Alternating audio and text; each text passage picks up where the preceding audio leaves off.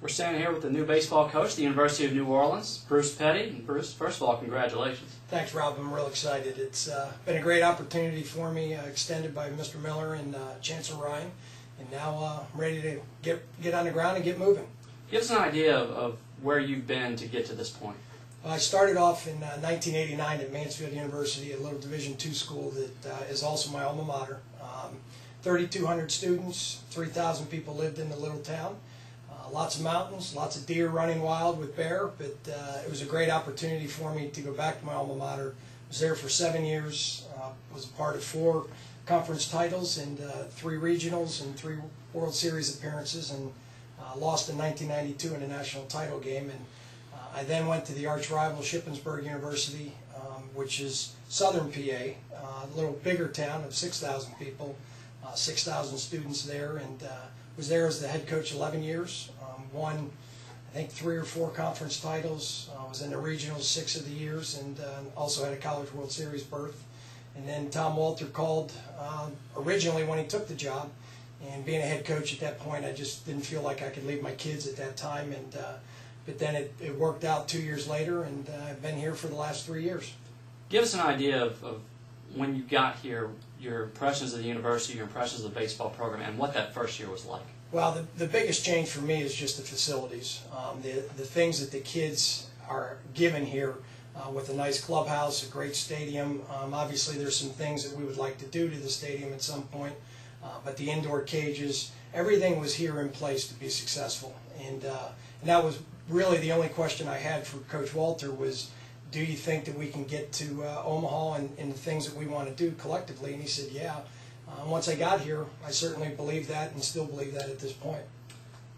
You've obviously already left a print on this program just because you being the recruiting coordinator, you brought in the 2008 class, 2009 class. Is that a sign of things to come, the type of player that you're going to be coming in, and what is that type of player? Well, I think it certainly is. First and foremost, we need to continue to get the best state kid that we can. Obviously, with the TOPS program, that's going to be huge for us. The university also offers an awful lot of academic money. So that's one of the first things that I'm looking at is the academic side. Obviously, talent-wise, try to get the best available athlete. I think you saw that in some of the kids that we brought in last year with a kid like Roe Jones. He can run. He's got a chance to really hit for power. He's just a great athlete, and that's really what we're looking to bring in. Guys like Joe Zimmerman's with great arms. Corey Myers has a great arm. Ricky Ott. We just got to get some things fine-tuned with those kids, but that's really what we have to get, a developmental kid, and then in a year's time, all of a sudden, he really is a big-time player. Because, again, obviously, with our neighbors, Tulane and LSU and Lafayette, we're up against some pretty good battles as far as recruiting, but just continuing to try to get the best athletes that we can, move them around if need be, different positions, but again, it's athleticism is my biggest thing that I'm trying to find for those kids. From a personal standpoint, let's get to know you a little bit. Who were your early influences in the game of baseball? What got you so in love with the game? To be honest with you, Mr. Barron and Mr. Warnick were my Little League coaches from age 8 to 17. Mr. Barron was a professional player himself, and those two guys really got me going in the right direction as far as the fundamentals. Still using the batting tee to this day. I mean, that was one of the biggest things that they emphasized. The commitment. We were a little different than most teams up in the Buffalo area. And then off to junior college with Coach Dave Chamberlain, who is very close with Ron Maestri and also in 5 or 6 different Hall of Fames. Then off to Mansfield with Coach Maisner and Harry Hilson. And then, again, I think some other people that have really had a huge influence, Dr. James Berbula, giving me the first opportunity to be a head coach, and now, this opportunity. So, but obviously my parents, my dad and brother wore me out, always chasing down balls for Bob, the older brother, but it's been a fun ride and met a lot of great people along the way in this game, and I'm excited for the next step. You've always said it was your dream to be a Division I head coach.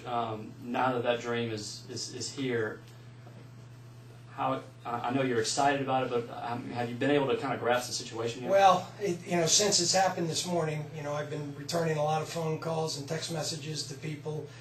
I think it'll probably hit me a little bit more this evening, but again, I've been preparing since Tom, called me and said that he was going to Wake Forest, and It's nothing new than what I'm going to do, but again, a lot of it's going to obviously falls on my shoulders now, and that's the exciting part. You know what? I get to make a lot of the moves now, and trust my assistants along the way, and you know what? I think good things are going to happen, but the excitement part I think will hit once I get through today and realize that, you know what? Now I'm at a position that we can get to Omaha, because that was always a dream.